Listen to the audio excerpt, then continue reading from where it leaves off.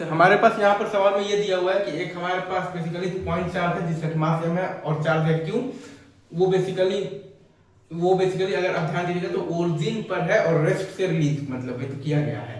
और electric field है E naught J cap, magnetic field है B naught K cap. Electric field है E naught J cap, magnetic field है B naught K cap. तो हमें बताना है y as a function of time. Simple vector form में लिखकर और खोल कर बैठ जाना है। बाकी सॉल्व आप डिफरेंशियल इक्वेशन हायर क्लासेस में पढ़ेंगे, अभी आपके काम का नहीं है, बट मैं लिख दे रहा हूँ। v वेक्टर है आपके पास vx i cap plus vy j cap. Simple मान लिया v vector equal to vx i cap plus vy j cap, क्योंकि b के अलाउंग तो मोशन होगा नहीं, क्योंकि फोर्स वगैरह सब कुछ xy प्लेन में ही है, चाहे वो मैग्नेटिक फोर्स हो या फिर वो इलेक्ट्रिक फोर्स हो। तो v मतलब v वेक्टर बराबर मान लिया है vx i cap plus vy j cap. तो m into dv vector by dt आ जाएगा q e not j cap और प्लस आ जाएगा q vx i cap plus vy j cap और क्रॉस आ जाएगा b not k cap. Simple खोल कर बैठ गया, सिंपल, ठीक है।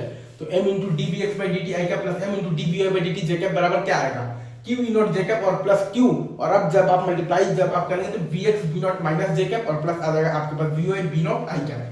तो i को i से कंपेयर करो j को j से कंपेयर करो तो m into dvx by dt आ जाएगा q vy into b not i cap और m into dvy by dt आपके पास आ जाएगा q e नॉट माइनस आ जाएगा आपके पास q into vx into b not आ जाएगा आपके पास j कैप। इन दोनों को आप सॉल्व करेंगे, vy आ जाएगा आपके पास e not by b not sin qb by mt और y आ जाएगा आपके पास e not m by q b not square into 1 minus cos of d qb by mt।